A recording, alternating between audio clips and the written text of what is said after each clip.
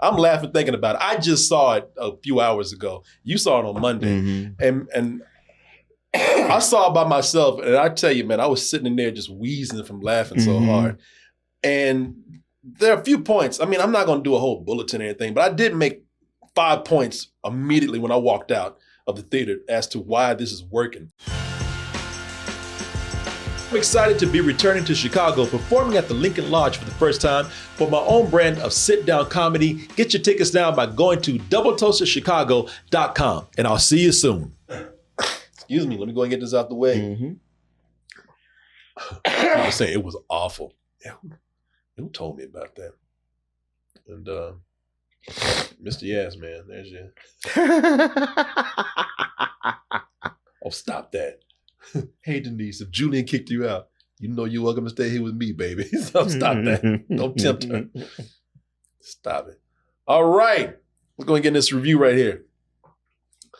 Boy, Liam Neeson became such a parody of himself that he had to make a parody of himself. I mean, it's the obvious evolution. It really is, man. That is why this is such great casting for this movie right here, The Naked Gun, the 2025. Some of y'all didn't even know there was another Naked Gun out there, but we'll get into that in a little bit. But that's why he's so perfect for this, because the star of the original Naked Gun was Leslie Nielsen, another guy who took himself so seriously. Yeah, and every movie he was in up until Airplane. Yeah, up until Airplane. Like this man, he was so serious in every movie he was in, he had no place else to go but stupid.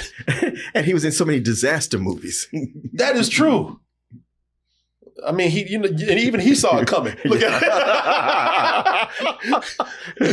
He's like, damn, I've been taking myself serious for way too long. That way, that's me? Let me loosen up a little bit.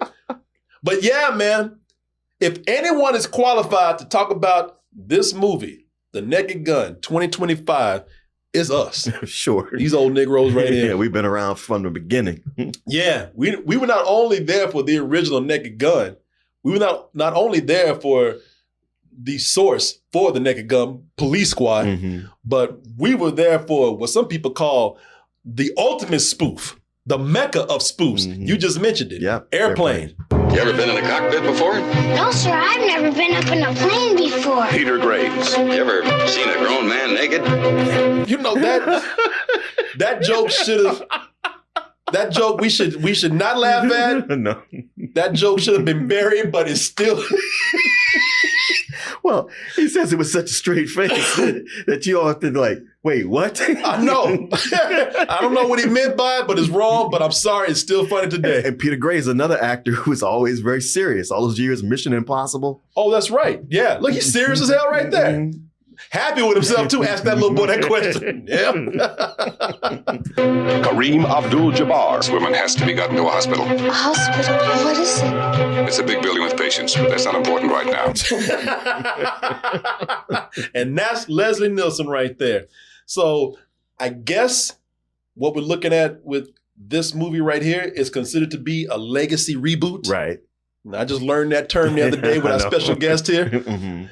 And so this is a legacy reboot where we have Liam. Now I'm getting them mixed up. I got to be careful. All these L's around here, and N's and whatnot.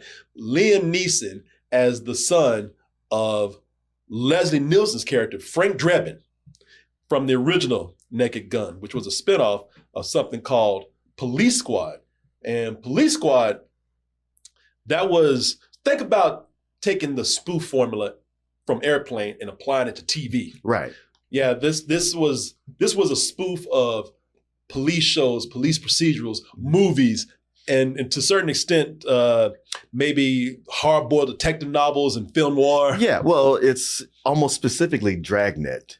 Yeah, that show Dragnet from back in the day. Now, y'all might remember Tom Hanks doing a movie with Dan Aykroyd. With Dan Aykroyd. Yeah, that was nothing like the TV show no, Dragnet. But that was another spoof of another police show. Right. But Dragnet was sort of the Law and Order of its day. Yeah, but it was a popular show back in the day. I don't know how long it lasted, but I remember people, they thought it was pretty funny and they thought it carried on the tradition of Airplane pretty well. Oh, wait a minute. That's that. There it is right there. Because they had that opening with that siren. Uh-huh. That siren was going through like girls' gyms, lockers, and stuff like that. Police Squad. And Rex Hamilton as Abraham Lincoln.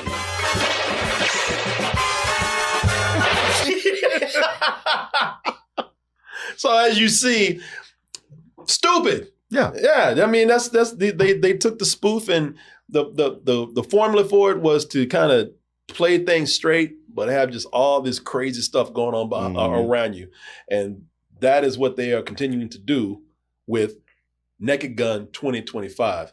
Did they do it successfully? Well, that is what we're here to talk about. So let's go ahead and look at this trailer. Hey, Dad. Boy, do I miss you. Well, that's what sold me, because I said when they brought this up, I was like, are we going to talk about what we think we're going to talk about? The black sheep of this? The literal black sheep of this movie right here? It's funny watching that where he's talking to, Liam Neeson talking to Leslie Nielsen's photo. Yeah. And I was like, all right, they feel like they got to establish the link, the legacy.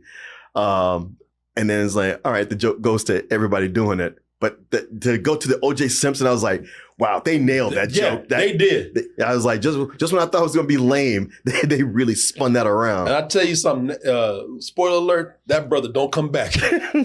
But he's one of the highlights of this movie right here. He ain't even got a speaking line. No. You don't see his black ass again. But you remember that joke. That joke is amazing. And it's funny because you look at it in the trailer, and you see it already, but it still works in the movie. Because I went in not seeing anything. Oh, you didn't? Yeah. Oh, no, I saw it in the movie, and I still laughed. I saw that trailer like 5 times already. They're going to shut down Police Squad if you do not solve this. Man, now that works because that's true. Right? The minute something shuts down, it becomes a Spirit Halloween store. You could shut down a Salvation Army. That's just going to be as successful as a spirit store. You could shut down a crack house. Uh-huh. The next day, they're going to be selling Halloween costumes in that bitch. I want you to keep an eye on him. This oven is disgusting. I'm surprised they put that in the trailer.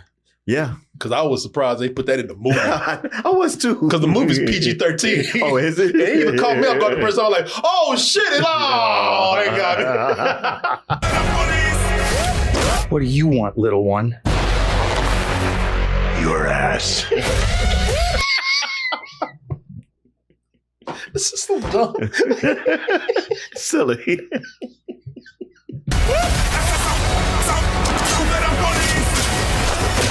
Nobody messes with Police Squad. Listen, y'all, this is so stupid. So stupid. It's probably it's the dumbest thing I've seen this year, man. And I laughed my ass off. Of course. I laughed so hard at this, man. And it is the dumbest thing I've seen this year. But it knows how to get dumb right because it knows how to get parody and spoof right. Yeah. We've talked so many years about, I don't want to pick on anybody in particular, but, we talked about the Wayans Haunted House movies and certain Adam Sandler movies. And we're like, man, I see what you guys are doing, but man, y'all do not know the art of the spoof. Right. Yeah, they'll take some things too far. They'll stop the movie to do a gag. Yeah. And this doesn't stop the movie. The story keeps going. And they have a bunch of different gags come in, but I can only think of one time they did a long departure, but it was like a mini movie within the movie. But man, you hit it. Like, that's the thing. Things don't stop. There's 2 movies going on. There's this really bad cliche movie that's going on there. Everybody's playing straight. And then there's this ridiculous shit that's going on. This surreal shit. Well, it kind of just bleeds in every so often, but a lot. And that is the magic of doing a good spoof like this. Because I always talk about how, you can get as crazy and dumb as you want to, but you got to know how to play it. That thing you're talking about, like not stopping, Police Squad on TV, they did it even through the closing credits. Oh, yeah. Like they would freeze frame and they would stop and you would think the frame is frozen and then some crazy shit would start going on. My favorite one is when they froze and a chimp came in and just started tearing shit up. and they just stayed the same. But they do learn. we'll be out of a job.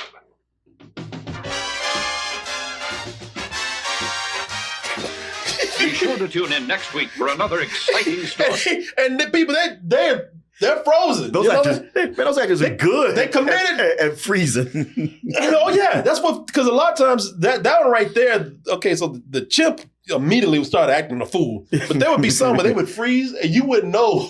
Right. Until like a fan blew them away or something. Or they're in the freezing while pouring water. And everything's frozen, but the water's still pouring until it empties out completely on the floor. So, man, I got some points on why this works so well. If you couldn't tell, man, we're laughing at this already. I'm laughing thinking about it. I just saw it a few hours ago. You saw it on Monday. And I saw it by myself. And I tell you, man, I was sitting in there just wheezing from laughing so hard. And there are a few points. I mean, I'm not going to do a whole bulletin or anything, but I did make 5 points immediately when I walked out of the theater as to why this is working. Because as I said, all these parodies that people do today, they kind of miss what makes these so clever. You know something else though? With these other parodies, like when you watch them, you can kind of feel the desperation in them. You really can. You can feel how they're sweating trying to come up with jokes, and where they get some jokes that like don't even fit the situation. Yeah. It's just some gag they came up with on the side. And this feels smooth. I mean, I won't say effortless because they really worked on it, but they actually worked on it. They did. They get it. They went back and figured out the formula for Airplane and everything that came after that. The Zucker brothers were the ones who started. Yeah, it was Zucker, Abrams, and Zucker. Yeah, man. And, the first thing is that these people, they play it straight, the actors. Like I said, they're playing... They're doing two different movies. One where they're taking it seriously, and then another one where in the background there's crazy shit going on. But the important thing is that your characters that are playing it serious, they never upstage the other crazy stuff that's happening. Right. They stick to what they're doing. Sometimes don't even notice it. They never try to be funnier. I never even try to be funny. They don't try to be funny. There's no mugging.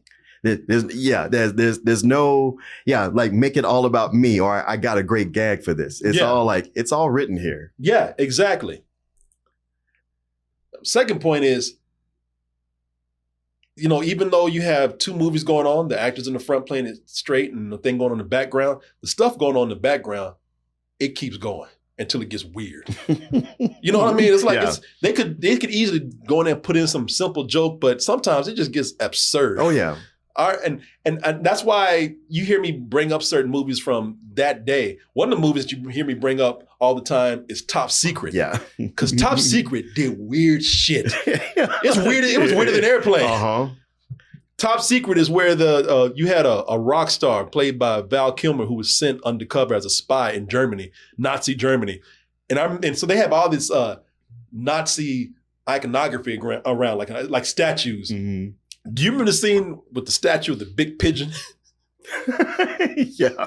Wait, where they take a shit on the pigeon? Was that what it was? So it was a big statue of a pigeon, and then little humans come down the statue pissing. Yeah.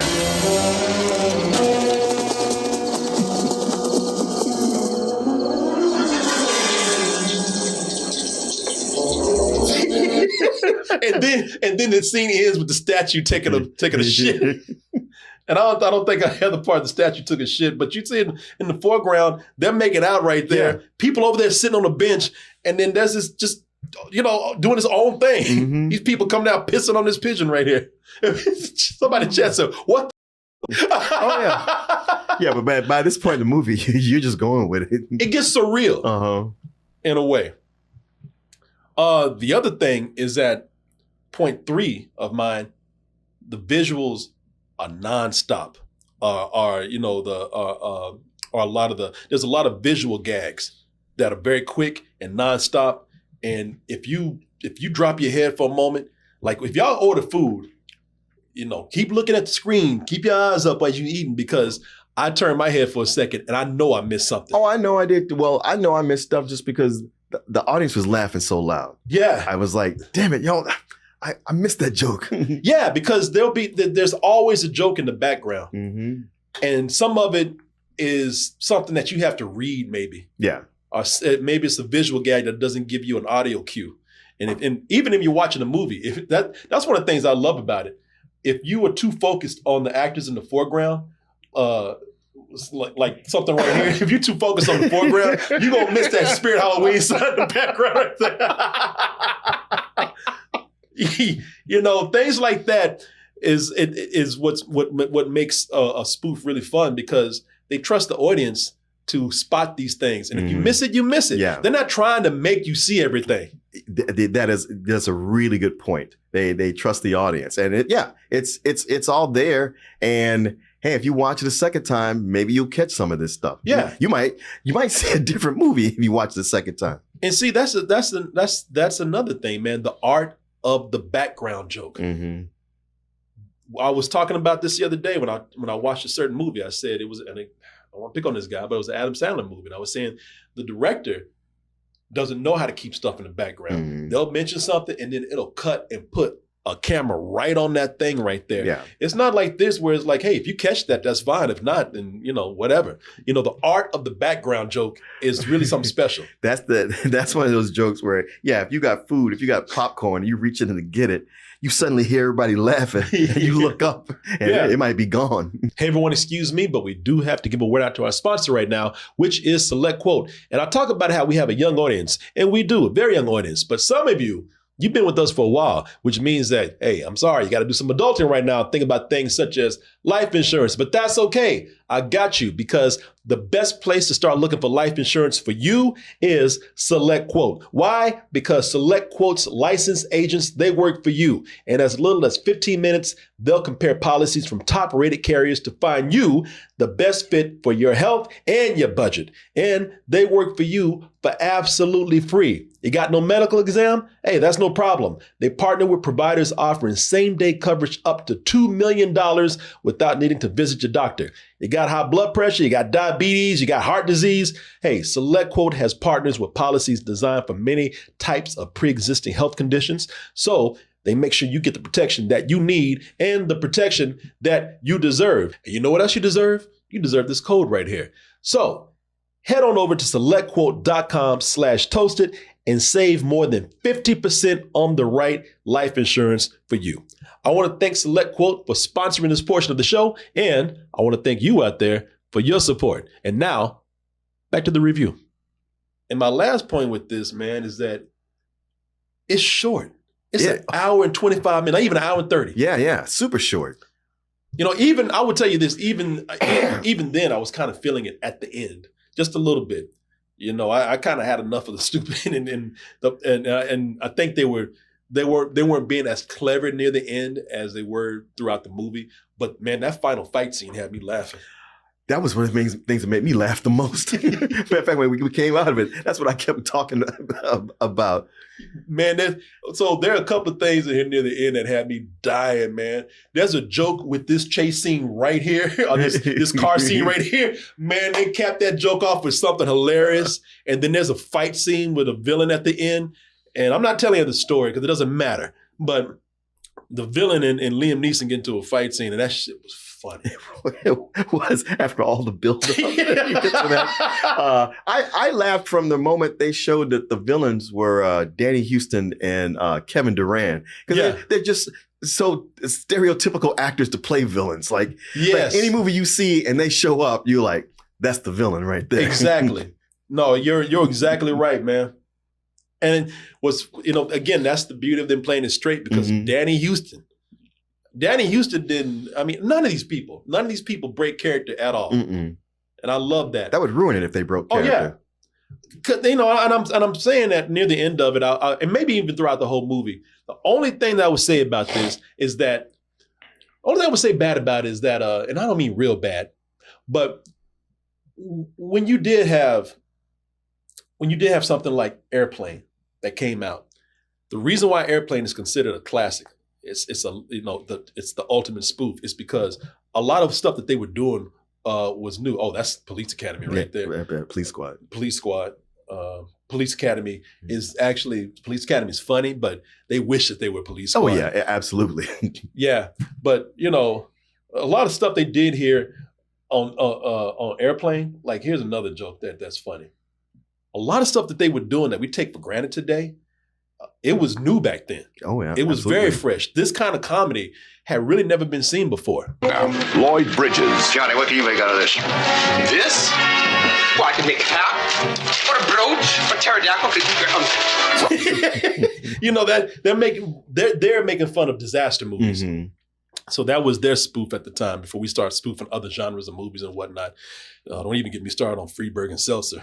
But, I didn't know if we were going to get through this without you mentioning your boys. Watching this, all of this just makes me want to. I ain't talked about them dudes in years, and I just want to choke the shit out of them looking at this stuff right here. But back then, it was new. Even when they start getting to Police Squad and they start getting into Naked Gun, even then it was still something where it was kind of novel. Every generation started to ease back a little bit. The only thing I would say with this is that I don't think it feels like they're treading any new ground at all. Well, when you talk about with those other comedies being new, yeah, we have since then, like, not only do we have those movies and shows in our lexicon, but we have all the comedies that have been heavily influenced by that.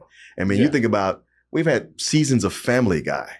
Yeah, that jumps into parody all the time. Yeah, and just so many other comedies like that. So trying to do this again with all that and everybody fresh in everybody's mind. Yeah, it's a tougher chore. Yeah, and even Airplane can't be claimed to be the one. Not everybody said Airplane just took it to another level. Mm-hmm. Airplane was taken from Blazing Saddles, right, and Mel Brooks comedies. Yeah, Mel Brooks is really the guy that set that groundwork right there. But Airplane just they took it to another level. They just took it to a whole other level. And so this, you're right. Now you have Family Guy and all this kind of stuff. This doesn't feel like it's treading any new ground right here. We've all kind of seen it before, but that's not a bad thing. I mean, like I said, man, if you could take it back to that feeling of a classic spoof and you've done it right, which thank God, man, because for decades, nobody's been able to pull it off. I know. It's like it was a lost art. Yeah. We had so many people who have been bad at it.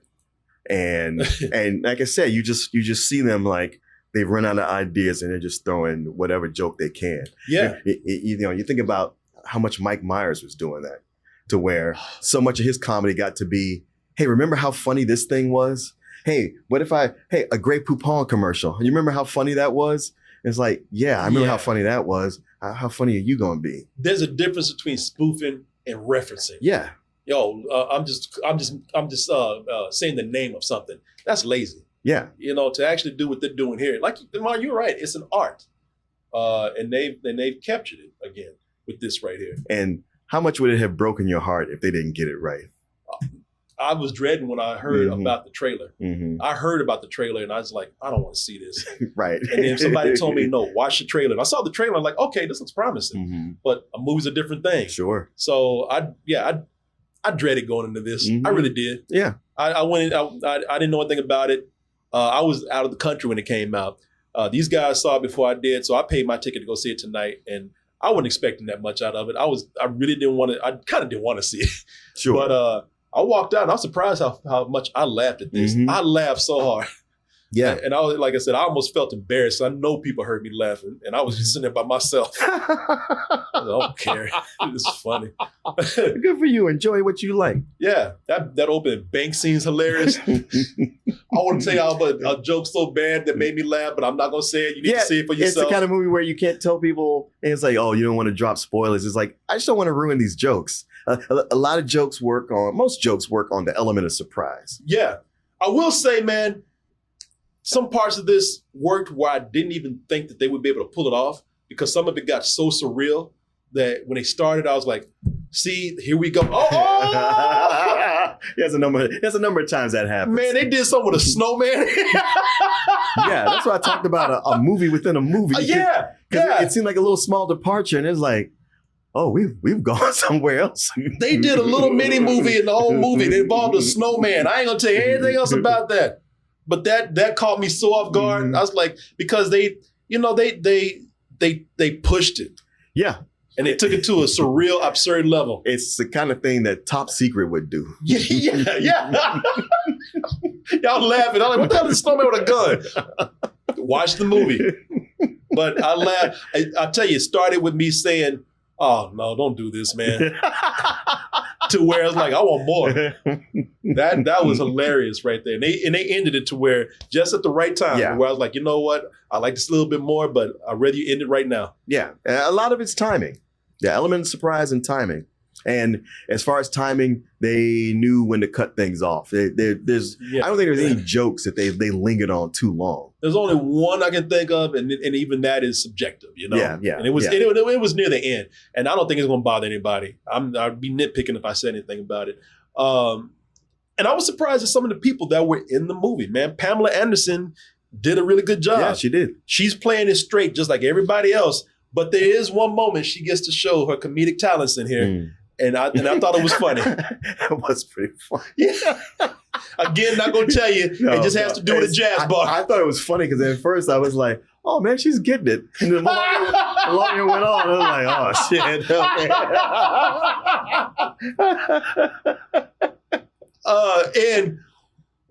And they do a sex joke in here. Now, keep in mind, sex jokes are also a staple of these spoofs. They did it in Airplane. Mm-hmm. In fact, Airplane is PG, or was at the time it came out. And there's a point where a woman came out and flashed her titties in front of the screen and ran off. Yeah, I miss that PG. I do too, man. PG-13, get the hell out of here. Right. Now all we get is his ass. Right. But now there's some sex stuff in here. One involving a dog.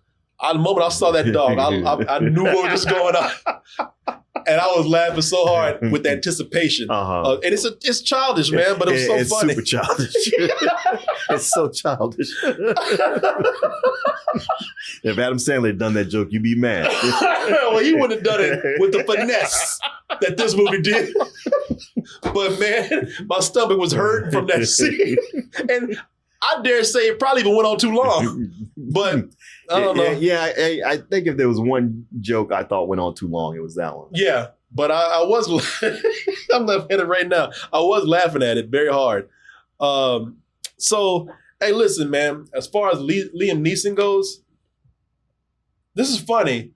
Taken 3 was still funnier. You know, him jumping that fence. There's an 11-hour edit of him jumping his fist on YouTube.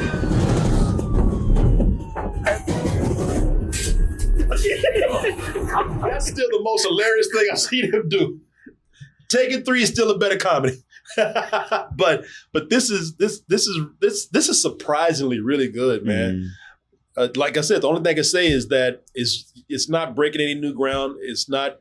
If you don't know any of the other references we're talking about, or you didn't live through that time, this is not going to seem like anything new to you. Like you said, Family Guy does this all the time. That was a great point. But I still think it's a lot of fun. Mm-hmm. And I still think that even if you see some things in there that you don't like or not laughing at that much, it is so full of jokes. Oh, yeah. And clever jokes and a lot of visual jokes and absurd jokes that I think that you'll be laughing from beginning to end. So yeah, I would give this a very strong, very high matinee for myself. I really enjoyed this. Yeah, I mean, look, this movie won't work for you if this is not your type of humor. And, you know, it can be silly, absurd, even a little childish at times. But I think for most people it will. Yeah. And it's a return to something that hasn't been done well in a long time. Liam Neeson was perfectly cast for this to be that actor who's been in so many serious things that it's been a parody in itself. I almost wish, I know he had to play Frank Drebin, the police detective, but I wish he could have been his character from Taken. Because with all those movies and that whole string of these action movies that he's done, those could be parodied just themselves easily. Man, there's probably more material with those than there is here with this. Well, the only reason why they're not making a parody of those because they are parodies of themselves after a while. Right. But it's like, come on, let's laugh at these. I mean, unless he's just like, I still got a few of those in me. Let's not make fun of them just yet. And good for him having a good sense of humor to know, all right, I've done enough bullshit now. I've been a satire and a parody myself to where it's time to do this. Right. And he's great. Yeah. It's a great career move for him. I imagine he's gonna be doing more comedies after this. Yeah. And he should, because he's great at it. You know, he's laughing at himself, man. He's at the point of his life where it's like, yeah, I can do that. Now, there's a weird thing because my personal rating for this is a rental. And the reason is, like my actual published, rating is a high matinee like yours. Okay. Very high matinee. I think this mostly works. And, there's plenty of jokes that fall flat, but there's also a lot more that work. And it's just, they're doing this kind of thing, you're going to have a hit ratio like that. And like you said, with timing, it knew when to turn it off. Like an hour and 25 minutes, like right when you're at that point of like, I'm having fun, but is this going to stay too long? It's going like, nope, I'm out. So it's perfect. So I give this a high matinee, like you said, a very high matinee. For me, I say rental just because this is the first time I watched the movie and I thought I would enjoy this more watching it at home. Why is that? Well, the audience was laughing. Mm-hmm. They were enjoying it. They were laughing so hard and so loud that I was kind of missing a lot of it. Or sometimes they'd be laughing super hard at a joke that was like, that was a mid-level joke. Y'all laughing too goddamn hard. You're throwing off the rhythm. In other words, it ain't that goddamn funny. Yeah, it ain't that goddamn funny. So I just thought, if I'm at home watching this, it'd be at my pace. And I would even intellectually, I process it more and like it more. Yeah. So that's the first time I felt like that. I was like, wow, I really do feel like that. That's weird. But yeah, very much a high matinee. Yeah, y'all. No, I really had a good time with this. I highly recommend it, man. Somebody in the chat said, Corey deserves a laugh after the week that he's had. And I was like, you know what? I got it. If you had a cousin that died and you had to go clean up his shit, go watch this movie right here, man. It'll give you put a smile on your face. Or would you look at that? You made it to the end of the video. That means you really like us. So just go ahead and press that like button and subscribe while you're at it. And check out our other channels, our social media like Instagram, TikTok, and our Patreon where we have new stuff coming up all the time. And we'll see you on the next video.